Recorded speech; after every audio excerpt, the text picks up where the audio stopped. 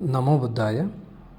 आज हम एक विशेष विषय के ऊपर चर्चा करेंगे कि ये संसार को संचालन करने वाला कौन है बुद्ध धर्म के अनुसार।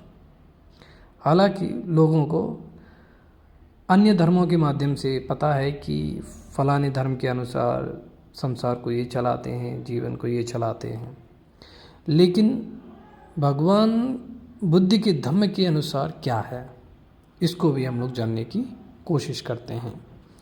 तो ये सवाल लेके एक देवता भगवान बुद्ध के पास आए और वो भगवान बुद्ध से पाली भाषा में ये प्रश्न रखते हैं। चलिए जानते हैं पहले पाली भाषा में। केनसु नियति लोको केनसु परिकस्सति, जिसका अर्थ है ये दुनिया किससे चलती है और किससे यहाँ वहाँ खिंचता है। जिसका अर्थ है कि किससे एक व्यक्ति यहाँ वहाँ जन्म लेता है। फिर आगे वो देवता कहते हैं किस्सु एक धम्मस्य सब्देव वसमन्वगूति, जिसका अर्थ है कौन सा वो एक धम्मा है जिसके नियंत्रण में सब कुछ है। तो भगवान पाली भाषा में कहते हैं उत्तर में, चित्तेन नियति लोको चित्तेन परिकस्सति चित्तस्य एक धम्मस्य सब्देव वसमन्वगूति, जिसका अर्थ मन से दुनिया चलती है और मन से ही यहाँ वहाँ जाता है। अर्थात मन से ही एक व्यक्ति यहाँ से वहाँ खिंचता है, यहाँ से वहाँ जन्म लेता है और मन ही मात्र वो एक धम्म है जिसके नियंत्रण में सब कुछ है। इसको समझते हुए हम भगवान के वचनों को और गहराई रूप से समझने की कोशिश करेंगे, जो भगवान बुद्ध खुद धम्मपद में बताते हैं कि मन का क्या बल है। तो पहली गाथा में ही भगवान बोलते हैं कि मनोपुबंगमा धम्मा मनुसेठा मनोमया मनसा चेपदुत्थेन भासति व करोति वा ततो नं दुःखमन्वेति चक्कं व वहतो पदं, जिसका अर्थ ये है कि मन सभी धर्मों से पहले आगे जाता है और मन श्रेष्ठ है, मन का ही सब बनाया हुआ है। अगर कोई व्यक्ति खराब मन से बोलता है या करता है तो उसके पीछे दुख लग लेता है।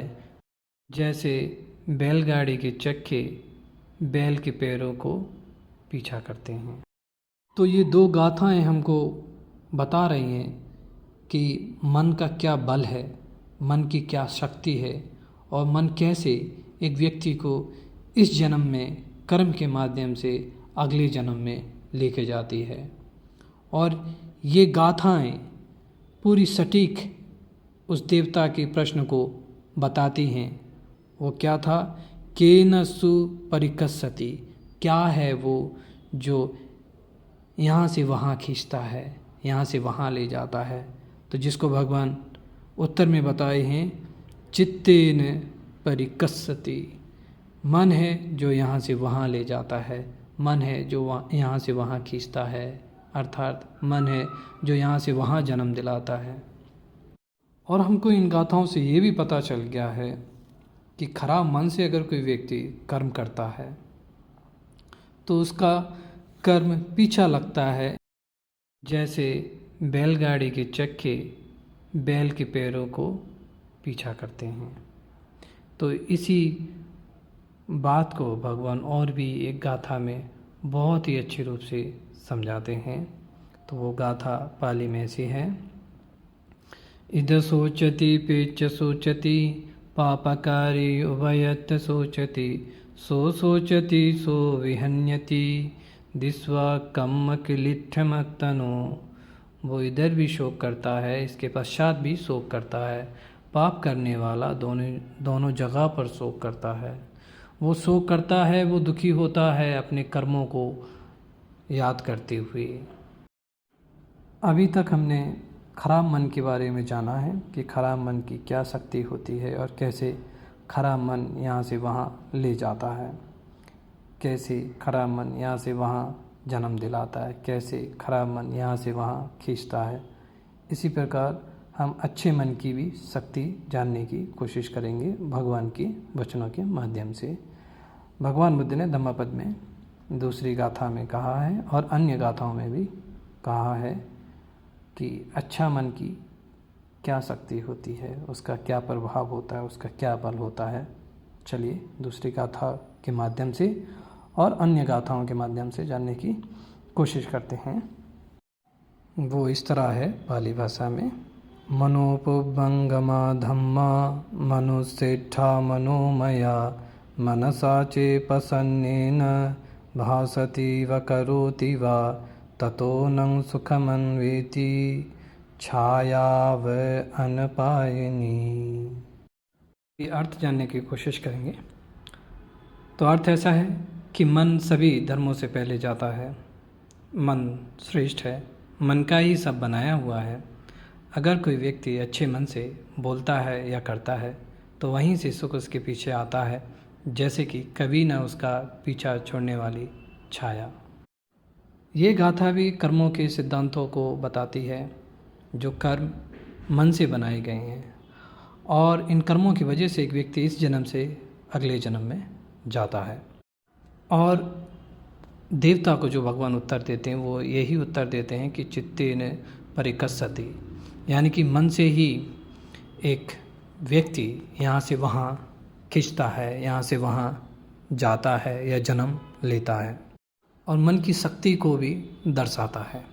ठीक इसी प्रकार और एक गाथा है जिसमें भगवान बताते हैं, पाली भाषा में ऐसी है, इदनंदति पेच्छनंदति कत पुण्यो उभयथ नंदति पुण्यं मे कतंति नंदति भियो नंदति सुगतिं गतो।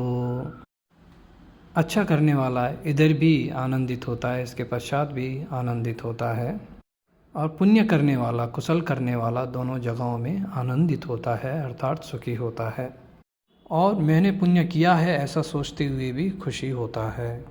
और अत्याधिक सुख स्वर्ग में होता है, देवता लोक में होता है, सुगति में होता है। तो इन गाथाओं से हमको और अच्छे से समझ में आता है कि कर्म है जो हमारे जन्म को बनाती हैं, कर्म है जो हमारे जन्म को बढ़ावा देती हैं, कर्म है जो यहाँ से वहाँ ले जाते हैं। और इन गाथाओं से हमको ये भी समझ में आता है कि सब कुछ मन के नियंत्रण में है, क्योंकि मन है जो कर्मों को पैदा करता है, जिसके माध्यम से हम कर्म करते हैं और कर्म हमको जन्म देते हैं। और कर्म कैसे जन्म देते हैं बिना आत्मा के, ये हम जानेंगे अगले धम्मा वीडियो में। नमो बुद्धाय।